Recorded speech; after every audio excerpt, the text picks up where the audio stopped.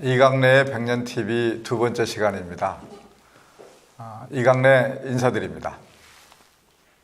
네, 그리고 옆에 있는 저는 오선진입니다. 반갑습니다. 네. 첫 번째 방송이 나간 이후에요. 네. 폭발적인 반응이 있었다고 합니다. 예, 믿거나 말거나. 예. 모니터도 다소 좀 들어오긴 했는데요. 네. 생각보다 우리 후보님이 너무 잘하셨다. 이런 평이 많더라고요. 자평을 한번 해주시죠. 설마 그랬겠습니까?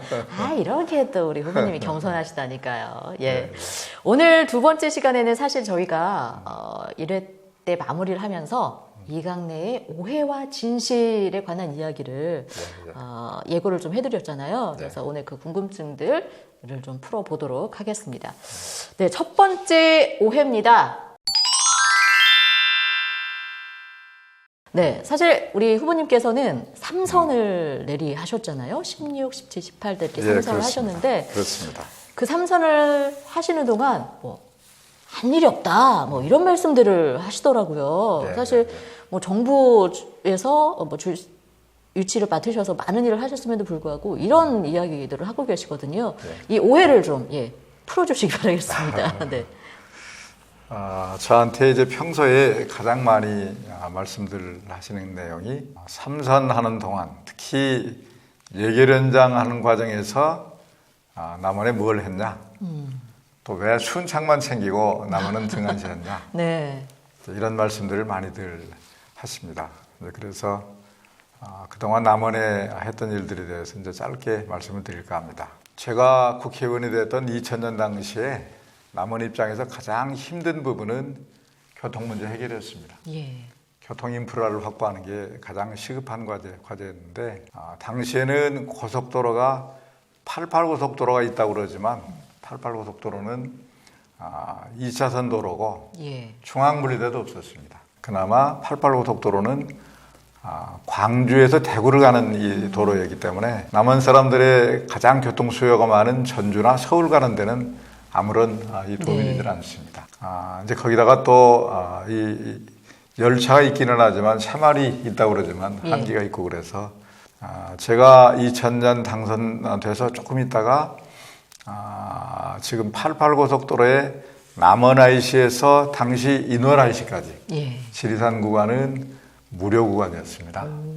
무료 구간이었던 것을 폐쇄를 하고 거기다가 톨게이트를 설치하는 겁니다. 톨게이트를 설치하겠다고 해서 당시 저하고 건설교통부입니다. 건설교통부하고 이제 협상을 했는데 기본 요금이 1,000원인데 통행 요금을 500원 절반으로 하는 걸로 하고 그리고 이제 88고속도로를 4차선으로 확장하겠다라고 그렇게 이제 합의를 했는데 제가 2003년도에 열린우리당 시절입니다만 예산결산위원회 예결위 여당 간여를 했습니다.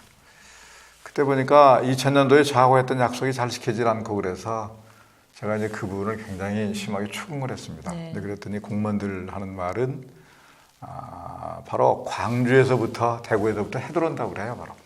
왜 그러냐 그랬더니 전체 구간을 동시에 하기 어려우니 부분할 수밖에 없고 타당성이 높은 구간부터 하겠다라는 것입니다. 이제 그 말이 경제적으로는 맞는 말이죠. 그런데 이제 문제는 남원과 함양이 대구 광주의 딱 중간 구간입니다. 그런데 이제 남원 함양 구간 중에서도 남장수에서 함양까지 구간. 거기는 지리산 구간이어서 공사비는 다른 데보다 훨씬 많이 들고 통행량은 제일 적거든요.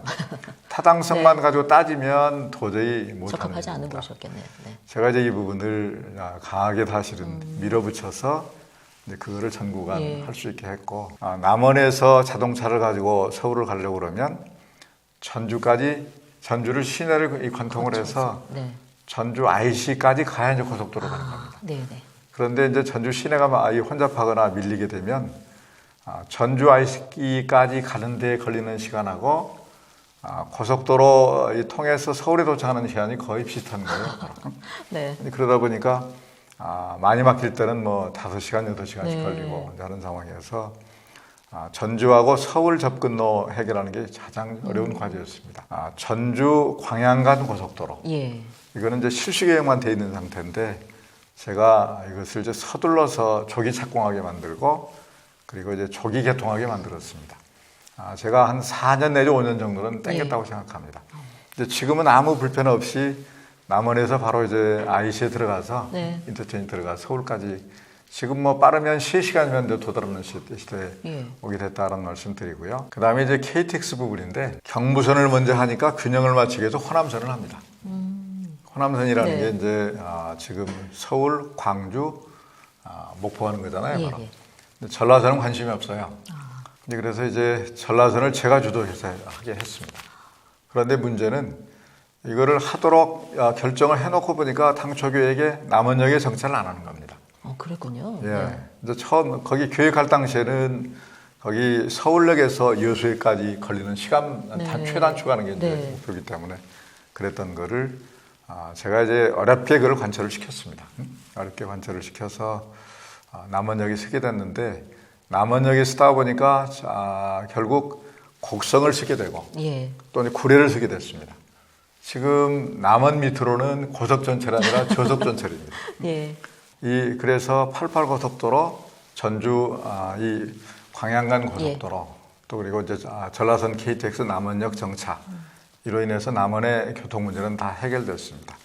그다음에 한 가지 더 드릴 말씀이 있는데 도시가스 부분입니다. 도시가스를 이제 그 당시 들어오게 해달라고 하고 남원에 산업단지가 들어서거나 하게 되면 도시가스가 필수적인 요인인데 도시가스 부분은 지금 외국에서 이 액화가스를 가다 저장하는 저장 탱커가 여수에 있습니다. 그리고 이제 전라북도에 공급하기 위한 중간 기지가 곡성에 있습니다.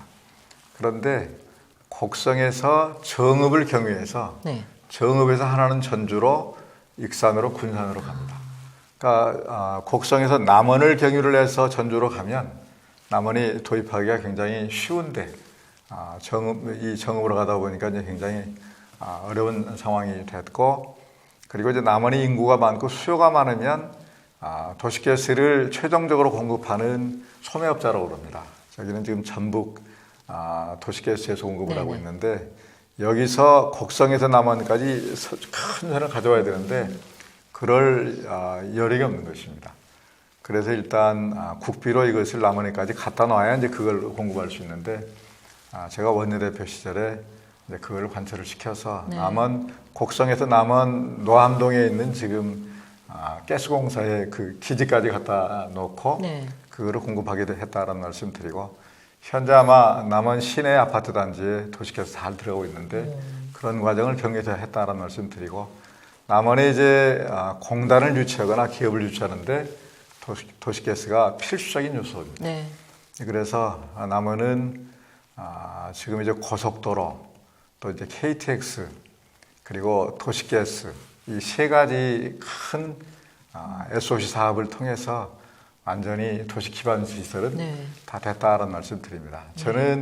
제가 이제 12년 동안 가장 이런 일에 역점을 두어서 일을 했다라는 말씀 드립니다.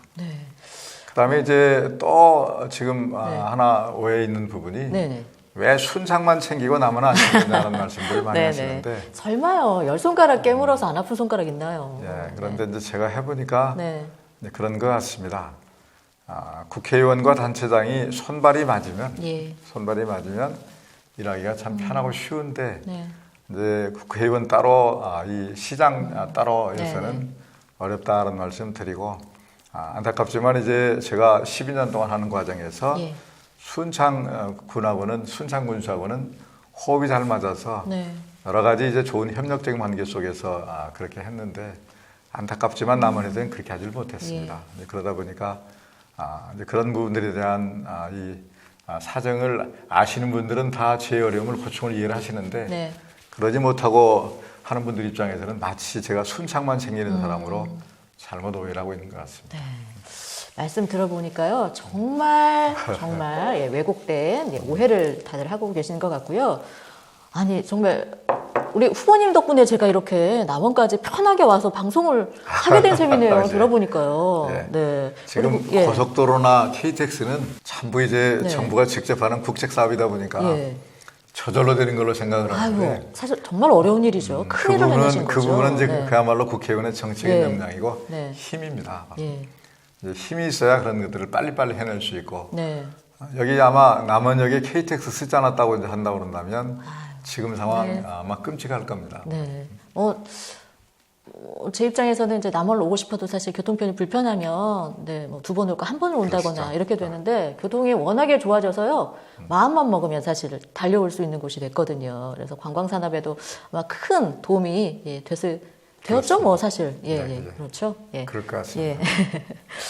네. 그리고 뭐 우리 서민분들 뭐 그리고 사시는데 사실 이 도시가스 정말 중요한데 그 부분까지도 해결을 해 주셔서 여러분들이 지금 편안하게 사실은 예, 생활의 혜택을 예, 누르시고 계시지 않나 이런 생각도 해보게 됩니다.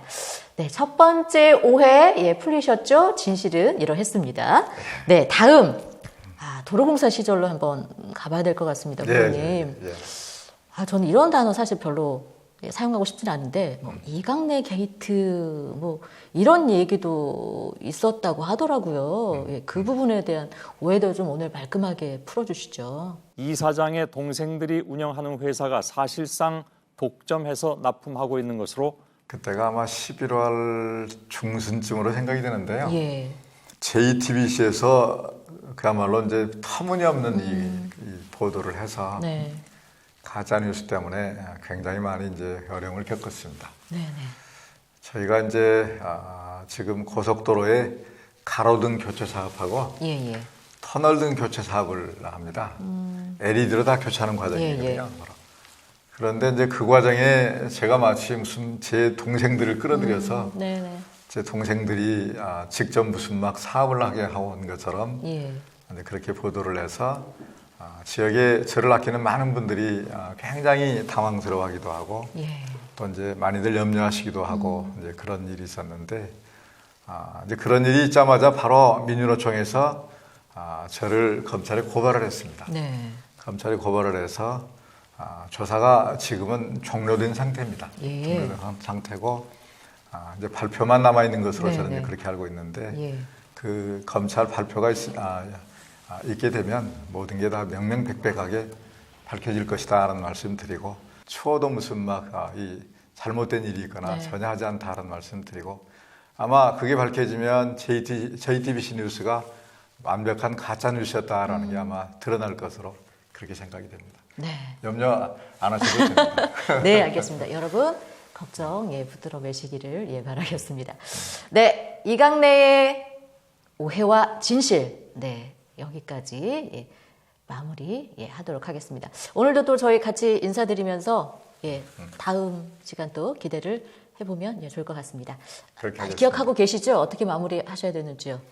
네, 잊어버린 이강래의 것 같습니다. 백년TV 다음 회에 돌아오겠습니다. 네. 알겠습니다. 주먹도 불끈 쥐시고요. 네. 네. 시작하겠습니다. 네.